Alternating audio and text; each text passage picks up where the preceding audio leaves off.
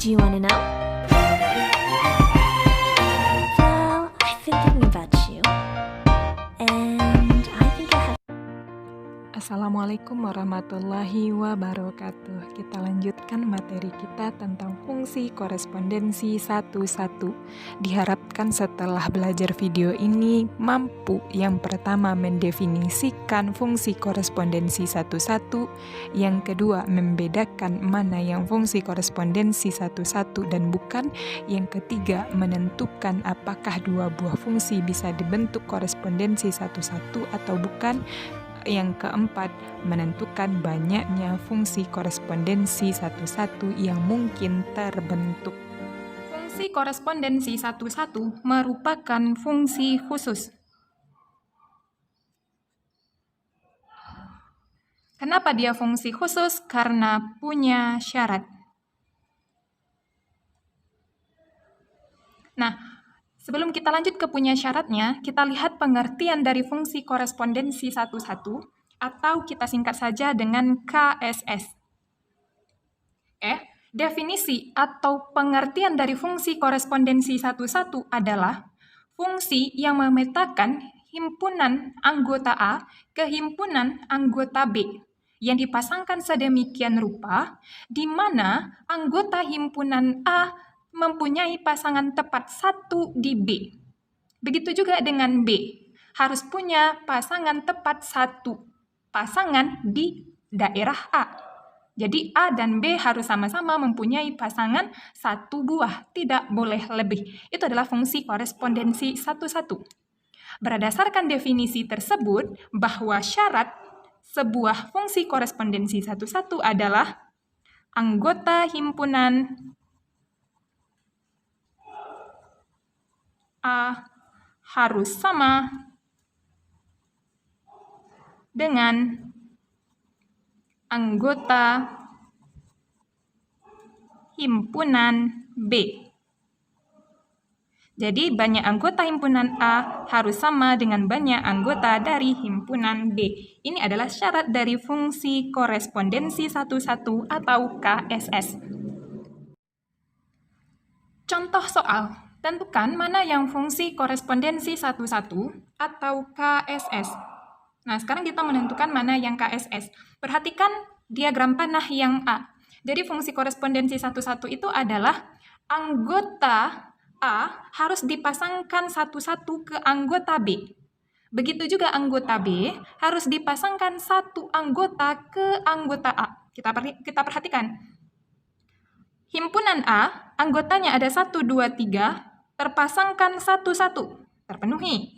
Tetapi kita lihat, himpunan B, semua anggotanya harus terpasangkan tepat 1 anggota juga ke A. Yang pertama, tepat 1 anggota ke A. Tetapi anggota B yang kedua, pasangannya tidak 1. Artinya, yang A ini bukan korespondensi satu-satu, melainkan ini hanya fungsi. Berarti ini cuma fungsi, tetapi bukan korespondensi satu-satu.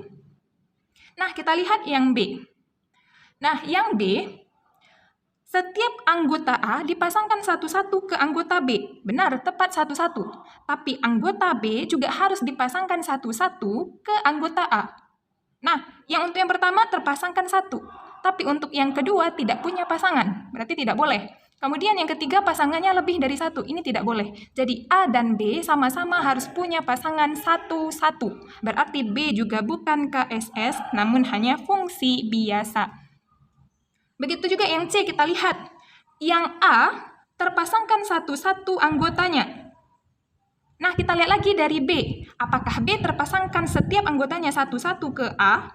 Ya, terpasangkan satu-satu. Tidak ada pasangan yang lebih dari 1 dan tidak ada yang tidak punya pasangan. Berarti C ini adalah KSS atau fungsi korespondensi satu-satu. Kemudian yang D, kita lihat. Setiap anggota A harus berpasangan satu-satu dengan anggota B. Kita lihat. Berpasangan satu-satu. Benar. Kemudian yang B juga lihat. Apakah dia berpasangan satu-satu? Kita perhatikan. Dia berpasangan satu-satu dan semuanya berpasangan. Artinya, yang D ini adalah KSS atau korespondensi satu-satu. Nah, sehingga syaratnya adalah syaratnya adalah anggota himpunan A banyaknya harus sama dengan anggota B. Kita lihat yang A, kenapa dia bukan fungsi? Ini hanya 2. Nah, yang B, kenapa B dia sama-sama 3? Tetapi kenapa dia tidak termasuk korespondensi 1-1? Karena tidak memenuhi syarat terpasangkan anggota B 1-1 ke anggota A, walaupun anggotanya 3. Jadi kalau untuk menentukan diagram panahnya, tergantung arah panahnya. Nah, kita lihat yang C. Yang A, anggota A sama dengan anggota B. Yang D, anggota A sama dengan anggota B. Nah, kenapa fungsi korespondensi 1-1 ini syaratnya anggota NA sama dengan anggota NB? Karena kemungkinan fungsi korespondensi 1-1 yang bisa kita bentuk adalah minimal anggota A sama dengan anggota. Kita lanjutkan dengan cara menentukan banyaknya korespondensi 1-1. Jadi, fungsi yang bisa kita bentuk dalam korespondensi 1-1, syaratnya adalah banyak anggota A sama dengan banyak anggota B-nya. Misalkan sama-sama N. Nah, untuk menentukan banyaknya korespondensi 1-1 yang mungkin terjadi antara A dan B, itu adalah N faktorial. Jadi, yang tanda seru ini kita baca faktorial. Oke, apa artinya faktorial? Faktorial itu maksudnya adalah ketika ada N faktorial. Bawakan ke contoh. Misalnya ada 4 faktorial. 4 faktorial artinya faktorial itu perkalian bilangan berurutan yang dikurang-kurangkan 1 sampai perkalian 1. Artinya 4 faktorial artinya 4 kurangin 1 jadi kali 3, kurangin 1 jadi 2, sampai perkalian 1. Nah, itu artinya 4 faktorial. 4 kali 3 kali 2 kali 1. Atau boleh dibalik 1 kali 2 kali 3 kali 4. Nah, hasilnya adalah 24. Nah, itu hasil dari 4 faktorial. Begitu juga misalnya yang diminta 3 faktorial. 3 faktorial artinya perkalian dari 3 kali 2 kali 1. Hasilnya adalah 6. Atau boleh dibalik 1 kali 2 kali 3. Nah, ataupun nanti 5 faktorial, artinya dimulai dari 5. 5 kali 4 kali 3 kali 2 kali 1. Nah, dikalikan semuanya. Hasilnya adalah 120. Nah, itu artinya faktorial. Untuk lebih pahamnya tentang fungsi korespondensi 1-1, perhatikan contoh berikut ini. Di antara himpunan berikut, manakah yang dapat dibuat korespondensi 1-1? Kita perhatikan dulu yang A. Himpunan A, nama bulan dalam setahun. Himpunan B, nama hari dalam seminggu. Kita cari dulu berapa banyak anggota dari himpunan A. Himpunan A, nama bulan dalam setahun berarti mulai dari Januari, Februari, Maret, April, Mei, sampai Desember. Jadi kalau kita tidak mau menuliskan semuanya, boleh penulisannya seperti ini. Nah, kemudian kita lihat banyak anggota dari A adalah 12. Karena banyaknya bulan dalam setahun adalah 12. Kemudian yang B, nama hari dalam seminggu. Berarti Senin, Selasa, Rabu, Kamis, Jumat, Sabtu, sampai Minggu. Banyak anggota dari himpunan B adalah 7.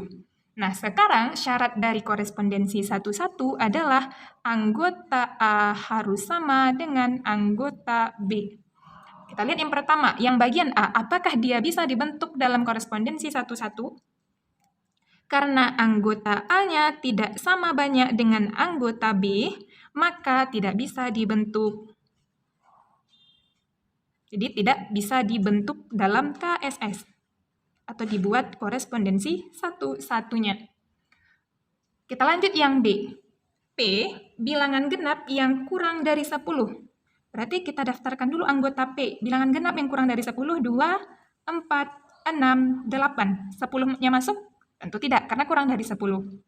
Kita hitung berapa banyak anggota dari P. Ada 4. Kemudian cari Q, bilangan prima yang kurang dari 10, berarti 2, 3, 5, 7. Banyak anggota himpunan Q adalah 4. Syarat terbentuknya atau dapat dibuatnya korespondensi 1-1, anggota himpunannya harus sama. Berarti anggota P sama dengan anggota Q sama-sama 4. Sehingga yang B ini dapat dibuat korespondensi 1-1-nya. Nah, begitu cara menentukan banyak korespondensi satu-satu atau cara menentukan mana yang dapat dibuat korespondensi. Lanjut dengan contoh berikutnya. Berapa banyak korespondensi satu-satu yang dapat dibuat dari himpunan A, huruf vokal, dan himpunan B, bilangan cacah antara 0 dan 6. Pertama kita cari dulu berapa anggota dari himpunannya. A, huruf vokal. Berarti huruf vokal adalah A, I, U, E, O. Kemudian kita lihat berapa banyak anggota dari himpunan A. Ada 5. Kita cari yang B. Anggotanya bilangan cacah antara 0 dan 6. Berarti mulai dari 1, 2, 3, 4, 5. Maka banyak anggota B-nya adalah 5. Nah, sekarang yang ditanya adalah berapa banyak korespondensi satu-satunya. Berarti banyakkah SS-nya? Karena NA sama dengan NB, berarti bisa dicari berapa banyak korespondensi satu-satunya. Oke, ini caranya adalah cari dengan 5 faktorial. 5 faktorial artinya adalah perkalian 5 kali 4 kali 3 kali 2 kali 1. Kita kalikan semuanya. 5 kali 4, 20, kali 3, 60, kali 2, 120, kali 1. Hasilnya 120. Artinya, banyak korespondensi satu-satu yang dapat dari himpunan A ke himpunan B, nanti banyak korespondensi satu-satunya adalah 120 buah. Nah, begitu cara menyelesaikan banyak korespondensi satu-satu. Semoga Anda paham dengan penjelasan Ibu.